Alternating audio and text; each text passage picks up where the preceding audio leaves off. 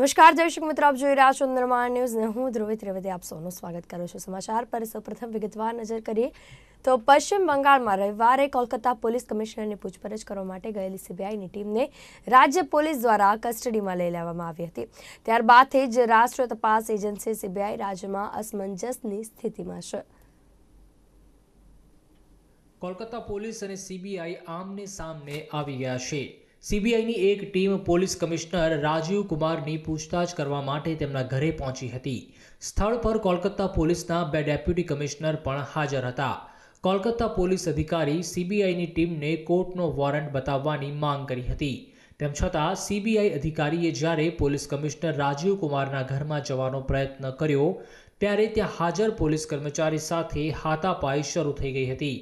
મમતા બેનર્જી પણ police commissioner Rajiv કુમારને ત્યાં પહોંચ્યા હતા। મમતા બેનર્જી પોલીસ કમિશનર કચેરીની બહાર ધરણા પર ઉતરી ગયા છે।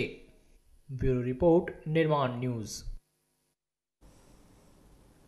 તો સરદારનગર વિસ્તારમાંથી અપહરણ થયેલ હનુમાન સિંહને ક્રાઇમ બ્રાન્ચે રાજસ્થાની અપહરણકારોની ચુંગલમાંથી છોડાવવા માટે સફળતા મળી છે। સાથે જ આરોપી ભીમસિંહ, દાતારસિંહ, ભવાનીસિંહ અને હમીરસિંહને પણ પકડી પાડવામાં મોટી સફળતા મળી છે।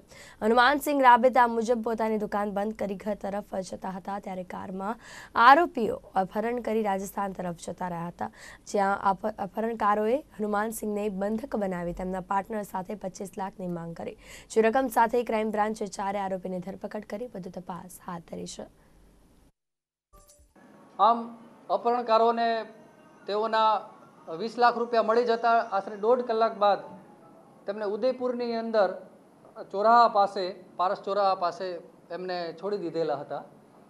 જેવા એક મેસેજ આવ્યો કે એમને છોડી દીધેલા હતા, આ દરમિયાન અમારી ઇન્વેસ્ટિગેશનની ટીમ, ક્રાઇમ બ્રાન્ચની ટીમ જે જગ્યાએ બોલાવતા હતા ત્યાં દરેક જગ્યાએ સંકળાયેલા હતા। કેજી ચૌધરી તેમજ ત્યાંના અમારા અધિકારીઓ તુરંત જ આરોપીઓની પાછળ જઈ અને એક જે અમારી તપાસ દરમિયાન જે માહિતી મળી આવેલી કે જેની અંદર ભીમસિંહ કેસરસિંહ રાઠોડ અને હુમેરસિંહ કે જે એનો સાળો થાય છે અદવાસ ખાતે, તે જ મીન્સ ગઈકાલે મોડી રાત્રે તેમના ઘર ઉપર છાપો મારી તેમજ સાથે ઉદયપુર એસટીએફની ટીમ પણ સાથે રહી અને ત્યાંથી ભીમસિંહ કેસરસિંહ રાઠોડ, દાતારસિંહ કુદનસિંહ, ભવાનીસિંહ રામસિંહ, હુમેરસિંહ કેસરસિંહ જે એનો સાળો થાય છે, એ ચારોને જે રૂપિયા આપેલા હતા એ રૂપિયા 20 લાખ રૂપિયા તેમજ તેમની સાથેના તમામ આરોપીઓ સાથે મોડી રાત્રે કે વહેલી સવારે આજરોજ તેઓની ધરપકડ કરી લીધી।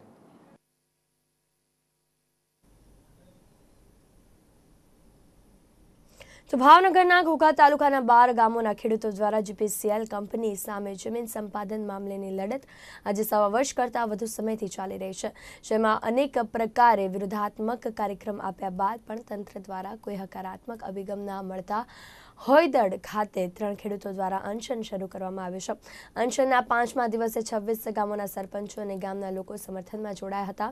ઉલ્લેખનીય છે કે ઘોઘા તાલુકાના 12 ગામોના લોકો છેલ્લા 15 માસ કરતાં વધુ સમયથી જીપીસીએલ કંપની સામે જમીન સંપાદન મામલે લડત લડી રહ્યા છે અને જો સરકાર તેમના પ્રશ્નો અંગે ન્યાય નહીં આપે તો આગામી લોકસભા ચૂંટણી પૂર્વ વિસ્તારના ખેડૂતો 2-2ની ટીમ બનાવી રાજ્યના 17,000થી વધુ ગામોના ખેડૂતોને જાગૃત કરી સરકાર વિરુદ્ધ મતદાન કરવા પ્રેરિત કરશે તેવી ચીમકી ઉચ્ચારી।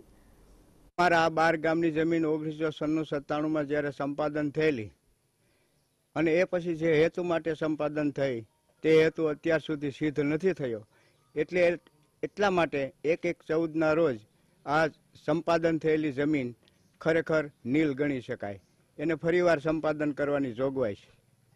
એની સામે અમારી સતત માંગણી હતી, સરકારશ્રીને અમે વિનંતી કરેલી, પત્ર દ્વારા જાણ કરેલી, તંત્રને પણ જાણ કરેલી, અમે હાઈકોર્ટમાં પિટિશન પણ દાખલ કરેલ છે, છતાંય આ સરકારે અમારી જે માંગણીઓને ધ્યાનમાં નહીં લઈને કોન્ટ્રાક્ટર દ્વારા અમારી જમીનમાં ખનન કામ ચાલુ કરી દીધેલ છે। એના વિરોધમાં અમે 1.5 વર્ષથી સતત આંદોલન કરી રહ્યા છીએ।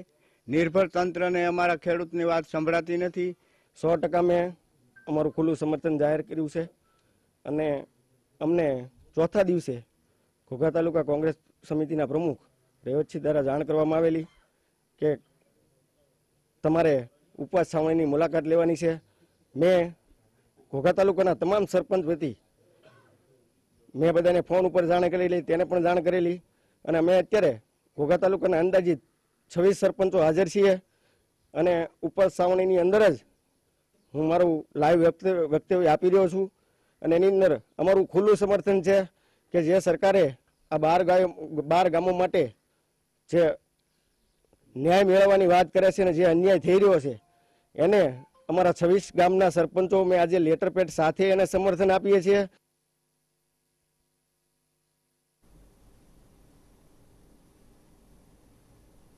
તો એક બાજુ સરકાર દ્વારા બજેટમાં ખેડૂતોને ખુશ કરવાના પ્રયાસો થઈ રહ્યા છે, તો બીજી બાજુ ખેડૂતો પાણી માટે કકળાટ કરી રહ્યા છે.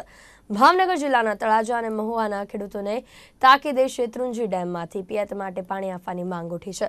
તો સરકાર દ્વારા જો આગામી દિવસોમાં ખેડૂતોને શેત્રુંજી ડેમમાંથી પિયતનું પાણી આપવામાં નહીં આવે તો સરકાર વિરુદ્ધ આંદોલનના મંડાણ સાથે આશ્ચર્યજનક કાર્યક્રમો આપવાની ચીમકી તળાજા ધારાસભ્ય કનુભાઈ બારૈયાએ ઉચ્ચારી.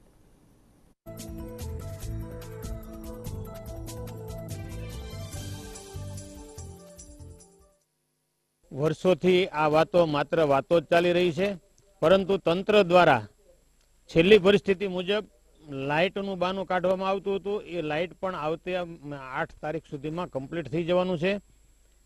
સૂત્રો દ્વારા માહિતી મળી એ પ્રમાણે 15 તારીખે આ દેશના વડાપ્રધાન એ ઉદ્ઘાટન કરવા આવવાના છે. ત્યારે ઉદ્ઘાટન 15 તારીખે કરે, 20 તારીખે કરે કે 25 તારીખે કરે, અમારી માગણી એવી છે કે તાત્કાલિક ધોરણે શેત્રુંજી ડેમની અંદર અત્યારે જે 17 ફૂટ જેટલું પાણી છે એ ખેડૂતોને મળવું જોઈએ.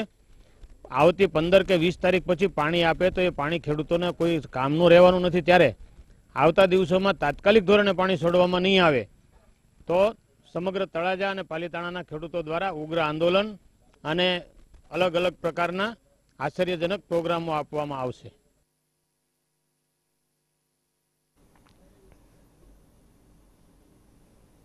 તો બોટાદ માર્કેટિંગ યાર્ડ દ્વારા બોટાદની 50 સહકારી મંડળીઓને ₹15 લાખના ખર્ચે લેપટોપ અપાયા છે. કોઈ માર્કેટિંગ યાર્ડ દ્વારા સહકારી મંડળીઓને વિનામૂલ્યે લેપટોપ અપાયા હોય તેવી રાજ્યની આ પ્રથમ ઘટના છે. સહકારી મંડળીઓના ખેડૂતો સાથેના વ્યવહારો કોમ્પ્યુટરાઇઝ્ડ થાય અને મંડળીઓના વહીવટમાં પારદર્શિતા આવે તે હેતુથી આ લેપટોપ અપાયા છે. ગુજરાતમાં કપાસના ઉત્પાદન અને વેચાણમાં આગવું સ્થાન ધરાવતા બોટાદ માર્કેટિંગ યાર્ડને ભારત સરકારના પાયલટ પ્રોજેક્ટ ઈ માર્કેટમાં પ્રથમ તબક્કામાં જોડવામાં આવેલ. તે અંતર્ગત હાલમાં ઈ માર્કેટ પ્લેટફોર્મ પર ખેત પેદાશોનું ઓનલાઈન વેચાણ થઈ રહ્યું છે. ત્યારે બોટાદ માર્કેટિંગ યાર્ડ દ્વારા ખેડૂતોના વિશાળ હિતોને ધ્યાનમાં રાખીને બોટાદની કૃષિ વિષયક ધિરાણ આપતી સહકારી મંડળીઓને ખેડૂતો સાથેના વ્યવહારોને કોમ્પ્યુટરાઇઝ્ડ કરવા અને મંડળીઓના વહીવટમાં પારદર્શિતા લાવવા માટે બોટાદ માર્કેટિંગ યાર્ડ ખાતે આજે વિનામૂલ્યે લેપટોપ વિતરણ કરવામાં આવ્યા હતા. આજના સમય પ્રમાણે ગામડામાં જે મંડળીઓ ખેડૂતોની આવેલી છે, ખેતી ધિરાણ વિષયક મંડળી, તો એમાં એવડું મોટું સાહિત્ય રાખવું પડતું હોય છે. ચોપડા અને દફતર જે ગામડાઓની અંદર 25-30 કિલોમીટર દૂર મંડળીની ઓફિસ હોય, જ્યારે બેંકમાં આવે ત્યારે અન્ય પત્રકો કે એમનું જે બધું સાહિત્ય માગવામાં આવે છે ત્યારે એમની સાથે ન હોય. એની વ્યવસ્થા માટે અને ખેડૂતોની વ્યવસ્થા માટે અને મંડળીની વ્યવસ્થા માટે થઈ અને આ લેપટોપ છે એ બોટાદ બજાર સમિતિએ તમામ મંડળીઓને આપેલું છે અને મંડળીના મંત્રીઓને એ ઉપયોગમાં રાખી અને ખેડૂતોને અને ગામડાઓને એનો ઘણો મોટો ફાયદો થવાનો છે. બોટાદ તાલુકાની સેવા સહકારી મંડળીઓ 50 મંડળીઓ છે અને 50 મંડળીઓને લેપટોપ આપવામાં આવ્યા છે. અંદાજિત 15 લાખ રૂપિયા જેવો ખર્ચ થયો છે, જે સ્ટાન્ડર્ડ કંપનીમાં લિનોવા કંપનીના લેપટોપ આપવામાં આવ્યા છે. બોટાદ માર્કેટિંગ યાર્ડ દ્વારા યોજાયેલ આ લેપટોપ વિતરણ કાર્યક્રમમાં સહકારી મંડળીના ચેરમેન અને સભાસદોને કૃષિ ક્ષેત્રે ટેકનોલોજીના મહત્વ પર માહિતી અપાઈ હતી. આ કાર્યક્રમમાં બોટાદ માર્કેટિંગ યાર્ડના chairman DM Patel, vice chairman સહિત બોટાદ માર્કેટિંગ યાર્ડના સભ્યો તેમજ બોટાદની 50 સહકારી મંડળીના ચેરમેન અને સભાસદો હાજર રહ્યા હતા. લેપટોપ આવવાથી વહીવટ પારદર્શક થશે, ઝડપી થશે અને જે માહિતી જોતી છે ખેડૂતોને તે એકદમ ઝડપી મળશે. અને લેપટોપ આવવાથી જે અત્યાર સુધી અમારી જે માગણી હતી ખેડૂત સમાજની અને મંડળીની કે ભાઈ મંડળીને તમામ મંડળીનો જે વહીવટ હતો તે કરવામાં ખૂબ જ વાર લાગતી હતી. શાકપત્રક બનાવવાનું હોય કે બીજા પત્રકો બનાવવાના હોય, બેંકની કોઈ પણ કામગીરી હોય, તે તમામ કામગીરી આ લેપટોપ આવવાથી એક સ્વિચથી થઈ જશે. એટલે ખૂબ જ મંડળીના ઉપયોગી માટે આ જે યાર્ડે કર્યું છે તે માટે તમામ મંડળી એની આભારી રહેશે અને આથી વહીવટ પારદર્શક અને સચોટ થશે. તે માટે યાર્ડનો ખૂબ ખૂબ આભાર.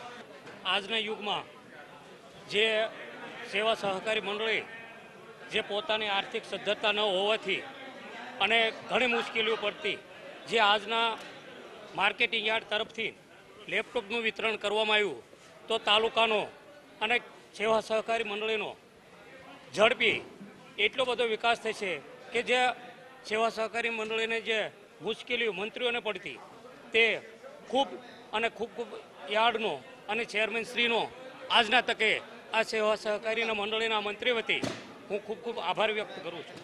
બોટાદ માર્કેટિંગ યાર્ડ દ્વારા બોટાદની 50 સહકારી મંડળીઓએ ₹15 લાખના ખર્ચે આપવામાં આવેલ આ લેપટોપથી સહકારી મંડળીઓનું ઘણું કામ ઓનલાઈન અને સરળ થઈ જશે. લેપટોપ દ્વારા સહકારી મંડળીઓને કૃષિ વિષયક માહિતીઓ ઝડપથી મળશે, જેનો સીધો લાભ સહકારી મંડળીઓ સાથે ખેડૂતોને પણ મળશે. કોઈ માર્કેટિંગ યાર્ડ દ્વારા સહકારી મંડળીને લેપટોપ અપાયા હોય એવી રાજ્યની આ પ્રથમ ઘટના છે, જે રાજ્યના અન્ય જિલ્લાઓના માર્કેટિંગ યાર્ડ માટે પ્રેરણારૂપ છે. રાકેશ સોલંકી, નિર્માણ ન્યૂઝ, બોટાદ. તો પાટણના ઉત્તર ગુજરાત યુનિવર્સિટી ખાતે રૂષા અંતર્ગત નવીન બનાવવામાં આવેલા ગર્લ્સ અને બોયઝ હોસ્ટેલનું વડાપ્રધાન નરેન્દ્ર મોદીના હસ્તે લોકાર્પણ કરવામાં આવ્યું. કાશ્મીરના શ્રીનગર ખાતેથી વડાપ્રધાન મોદીના હસ્તે દેશની વિવિધ જગ્યાએ 150 જેટલા પ્રોજેક્ટનું એક સાથે લોન્ચિંગ કરાયું, જેના ભાગરૂપે પાટણની હેમચંદ્રાચાર્ય ઉત્તર ગુજરાત યુનિવર્સિટીમાં બનાવવામાં આવેલા હોસ્ટેલનું પણ લોકાર્પણ કરવામાં આવ્યું. તો ઉત્તર ગુજરાત યુનિવર્સિટીએ ₹20 કરોડની મળેલી ગ્રાન્ટ પૈકીના ₹4.90 કરોડના ખર્ચે ગર્લ્સ એન્ડ બોયઝ હોસ્ટેલનું લોકાર્પણ કરાયું.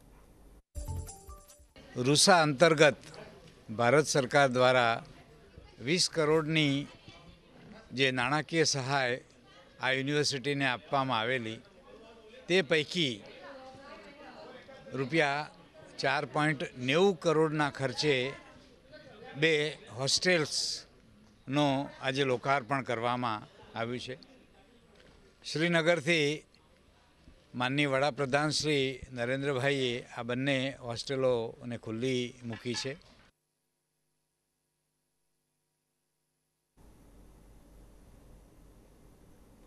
અમદાવાદ શહેર ક્રાઇમ બ્રાન્ચ હાથ બનાવટના તમંચા અને જીવતા કાર્ટેજ સાથે એક આરોપીની ધરપકડ કરી છે. આરોપી સાજિદ મેમણ જમાલપુરનો રહેવાસી છે, જે અગાઉ હત્યા તથા નાર્કોટિક્સના ગુનામાં પકડાયેલો છે, જેને પોતાના રહેણાંક વિસ્તારમાં થાક જમાવવા તેમજ દુશ્મનાવટથી બચવા પોતાની સાથે હથિયાર રાખતો હતો, જેના આધારે ક્રાઇમ બ્રાન્ચે આરોપીની ધરપકડ કરી વધુ તપાસ હાથ ધરી છે.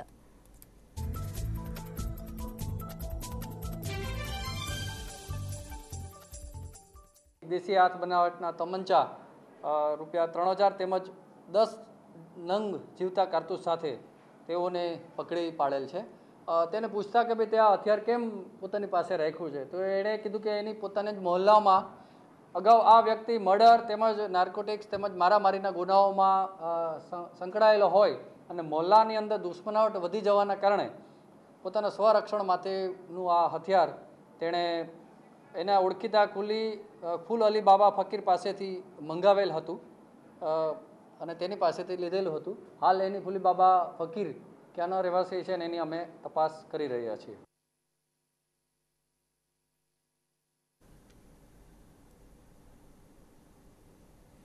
તો નરોડા રોડ ઉપર ગત બુધવારના રોજ પિકલ ડાલાની લૂંટની ઘટના બનવા પામી હતી, જે લૂંટની ઘટના બાદ આરોપીઓ ચોરીના મુદ્દામાલને વેચવા જતા ક્રાઇમ બ્રાન્ચના હાથે ઝડપાઈ ચૂક્યા. આરોપી તાસિર શેખ અને વલી મોહમ્મદ મેમણે જુહાપુરાના રહેવાસી છે અને બેકારીથી કંટાળીને સમગ્ર લૂંટનો પ્લાન બનાવ્યો, પણ ચોરીના વાહનને વેચવા જતા ક્રાઇમ બ્રાન્ચના હાથે ઝડપાઈ ચૂક્યા, જે આરોપીની ધરપકડ કરી વધુ તપાસ હાથ ધરી છે.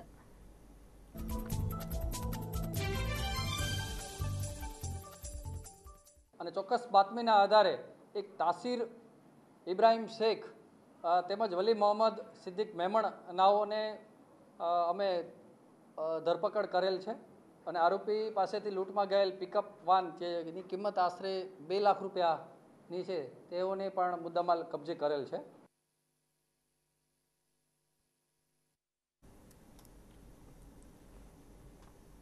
તો ડીસામાં એક જ વિસ્તારમાં આવેલા 4 મકાનોમાં ચોરીની ઘટના સામે આવી. આ 4 મકાન માલિકો તેમના કામકાજ અર્થે બહાર ગયેલા હતા અને પરત તેમના નિવાસસ્થાને પહોંચતા તેમના મકાનોમાંથી તસ્કરો હાથફેરો કરી ફરાર થઈ ગયા, જેને લઈ ડીસા શહેરના હાઈવે વિસ્તારની સુરક્ષા સામે સવાલો ઊભા થયા છે. તો ડીસા શહેર દક્ષિણ પોલીસ સ્ટેશનની હદમાં આવતા આ વિસ્તારોમાં સુરક્ષા આપવામાં ડીસા શહેર દક્ષિણ પોલીસ નિષ્ફળ નીવડી રહી છે. જો કૃપા સોસાયટીમાં બનેલી આ ચોરીની ઘટનામાં રમેશભાઈ જોશીના મકાનમાંથી અંદાજિત 1.5 લાખના મુદ્દામાલની ચોરી થઈ ચૂકી છે, જ્યારે નેહાબેન મોડના મકાનમાં 25,000 રૂપિયા રોકડા, રસિકભાઈ પંચાલના મકાનમાં પણ તસ્કરો ચોરીને નિષ્ફળ પ્રયાસ કર્યો છે, જ્યારે અન્ય એક શ્રવણભાઈ પ્રજાપતિના મકાનમાંથી રોકડ રકમ અને દાગીના મળી અંદાજિત કુલ 25,000 રૂપિયાની ચોરી થઈ હોવાનું સામે આવ્યું છે. આ ઘટના બાદ આ વિસ્તારના રહીશોમાં ફફડાટ મચી જવા પામ્યો છે.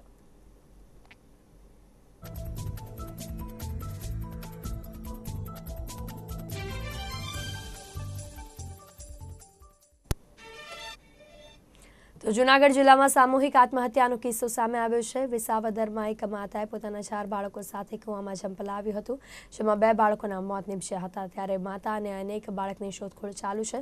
ઘટનાને પગલે 108 અને પોલીસ સહિત તરવૈયાઓની ટીમ પણ ઘટના સ્થળ પર પહોંચી ચૂકી હતી અને બચાવ કામગીરી પણ હાથ ધરાઈ. તો જિલ્લાના વિસાવદરના જેતલવડ ગામે એક માતાએ 4 બાળકો સાથે જેતલવડથી લાલપુરના રસ્તે 70 ફૂટ ઊંડા પાણી ભરેલા કૂવામાં કૂદીને આપઘાત કર્યો.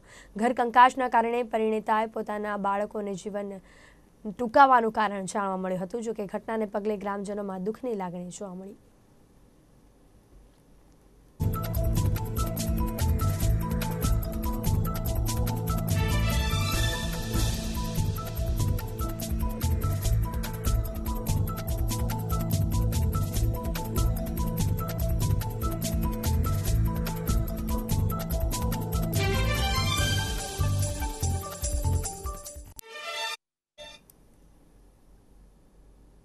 તો ભાવનગરમાં પશુપાલક પિતા પુત્ર પર દીપડાએ હુમલો કરવાની ઘટના પ્રકાશમાં આવી છે. જિલ્લાના સિહોરના ગુંદાળા ગામમાં ઘટના ઘટી. પશુપાલક પિતા જ્યારે પશુઓને ચરાવી રહ્યા હતા તે સમય દરમિયાન દીપડાએ હુમલો કર્યો. જોકે પ્રતિકાર કરતા દીપડો નાસી ગયો, પરંતુ બંને પિતા પુત્ર ગંભીર રીતે ઘવાયા. જોકે હાલ બંને પિતા પુત્ર સિહોર ખાતે હોસ્પિટલમાં સારવાર હેઠળ છે.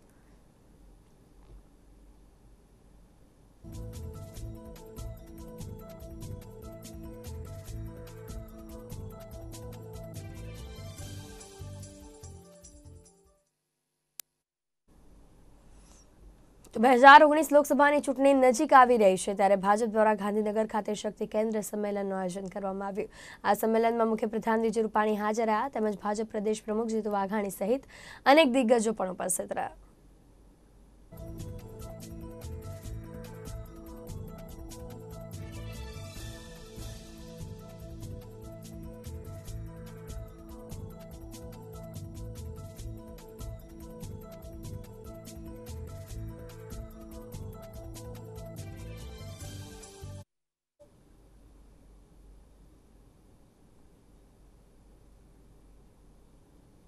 તો ગુજરાતમાં ચાલુ વર્ષે ઓછા વરસાદના કારણે દુષ્કાળ જેવી પરિસ્થિતિનું નિર્માણ થતાં કોંગ્રેસ અધ્યક્ષ રાહુલ ગાંધી ઉત્તર ગુજરાતના ખેડૂતોને મળવા ગુજરાત પ્રવાસે આવનાર છે. જેના ભાગરૂપે ગુજરાત કોંગ્રેસ પ્રમુખ અમિત ચાવડા, લાખા ભરવાડ, પાટણના પૂર્વ સાંસદ જગદીશ ઠાકોર, ધારાસભ્ય ચંદનજી ઠાકોર સહિતના દિગ્ગજ નેતાઓની પાટણ અને સિદ્ધપુર ખાતે બેઠક યોજી પસંદ કરવા તેમજ કાર્યક્રમ અંગે બેઠક યોજાઈ, જેમાં મોટા સંખ્યામાં સ્થાનિક કોંગ્રેસના આગેવાનો પણ હાજર રહ્યા અને કાર્યક્રમ અંગે સમીક્ષા કરી.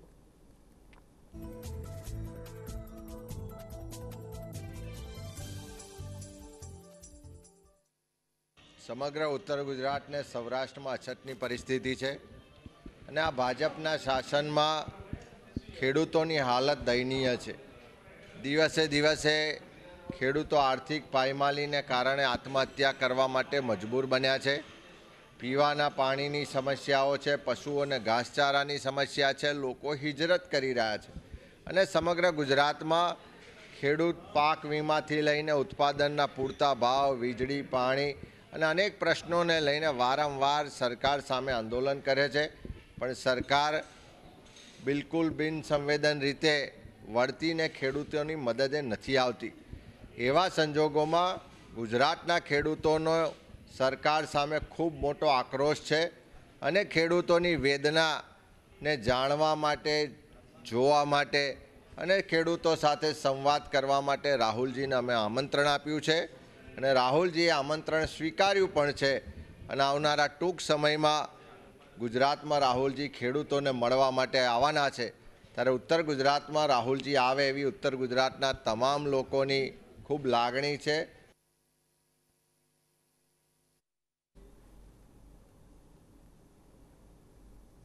દાહોદમાં મુખ્યપ્રધાન વિજય રૂપાણીના અધ્યક્ષપદે રાષ્ટ્રીય આદિવાસી કલા મહોત્સવ યોજાયો. દેશના વિવિધ રાજ્યોના આદિવાસી કલાકારોએ આ કલા મહોત્સવમાં ભાગ લીધો. તો આ પ્રસંગે મુખ્યપ્રધાન વિજય રૂપાણીના હસ્તે આદિવાસીઓને સાધન સહાયનું વિતરણ કરવામાં આવ્યું તેમજ આદિજાતિ ભવનનું લોકાર્પણ પણ કરવામાં આવ્યું. આ કલા મહોત્સવમાં કેન્દ્રીય અને રાજ્ય પ્રધાનો સહિત મોટી સંખ્યામાં આદિવાસી ભાઈ બહેનો હાજર રહ્યા.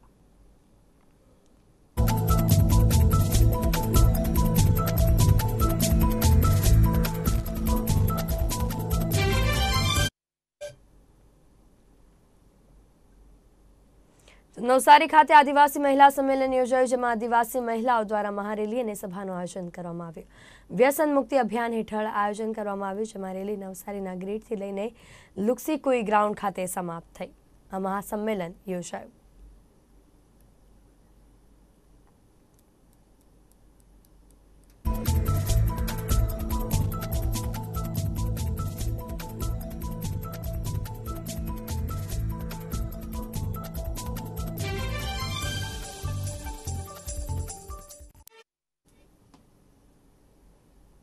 તો કેન્દ્રીય મંત્રી મનસુખ માંડવિયાએ ડીસાના પ્રાણ પ્રશ્ન એવા એલિવેટેડ ફ્લાયઓવરનું ખાતમુહૂર્ત કરી જાહેર સભાને સંબોધ્યા. સભામાં આગામી લોકસભા ચૂંટણીને પગલે માંડવિયાએ કેન્દ્ર સરકારના કાર્યો પ્રજા સમક્ષ મૂક્યા. ડીસા શહેરની મધ્યમાંથી પસાર થતો નેશનલ હાઈવે નંબર 27 વાહનોથી ધમધમતો રહે છે, જેને પગલે આ હાઈવે પર એલિવેટર ફ્લાયઓવર બનાવવાની માંગ ઉઠી હતી, જેની કેન્દ્ર સરકાર દ્વારા મંજૂરી આપીને લગભગ 227 કરોડ મંજૂર કર્યા હતા, જેને લઈને કેન્દ્રીય મંત્રી મનસુખ માંડવિયાએ આ ફ્લાયઓવરનું ખાતમુહૂર્ત કર્યું હતું. ડીસામાંથી પાસ થતા અમારા નેશનલ હાઈવેના સંદર્ભમાં ડીસાવાસીઓને ઘણા સમયથી વર્ષોથી જૂની માંગણી હતી. આ વિધાનસભા વિસ્તારની અંદર અમારા શશીભાઈ વિધાનસભાની ચૂંટણી લડતા હતા, ત્યારે એમણે જનતાને વચન આપ્યું હતું.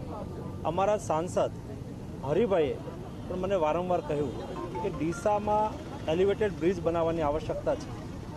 અમારા લોકપ્રતિનિધિઓએ વચન આપ્યું એને પૂરું કરવું એ સરકાર તરીકે અમારી જવાબદારીની ફરજ બનતી હોય છે, જેના ભાગરૂપે આજે 200 કરોડ રૂપિયાના ખર્ચે આખા ડીસામાંથી પાસ થતા આખા હાઈવે ઉપર એલિવેટેડ બ્રિજના માધ્યમથી એક સુવિધા ઊભી કરવામાં આવી છે, જેને લઈને ભવિષ્યની અંદર આ વિસ્તારની અંદર થતા અકસ્માતોને નિવારી શકાશે, ટ્રાફિકની સમસ્યાનું સોલ્યુશન આવશે, ઈંધણની પણ બચત થશે. ઉલ્લેખનીય છે કે ગત વિધાનસભાની ચૂંટણી દરમિયાન ડીસાના નગરજનોએ ફ્લાયઓવરને લઈને ચૂંટણીનો બહિષ્કાર કરવાની પણ ચીમકી આપી હતી, જેને પગલે સ્થાનિક ધારાસભ્યએ એલિવેટેડ ફ્લાયઓવર બાંધવાની ખાતરી આપી હતી, જે પ્રજાની ઈચ્છા આજે પરિપૂર્ણ થઈ છે. આ એલિવેટેડ ફ્લાયઓવર સંપન્ન થયા બાદ વાહન ચાલકોનો સમય અને ઈંધણ બંનેનો બચાવ થશે. બ્યુરો રિપોર્ટ, નિર્માણ ન્યૂઝ, ડીસા. બુલેટિનમાં અત્યારે હાલ બસ આટલું જ. વધુ સમાચાર અને અપડેટ્સ માટે જોતા રહો નિર્માણ ન્યૂઝ. ત્યાં સુધી મને આપશો રજા. નમસ્કાર.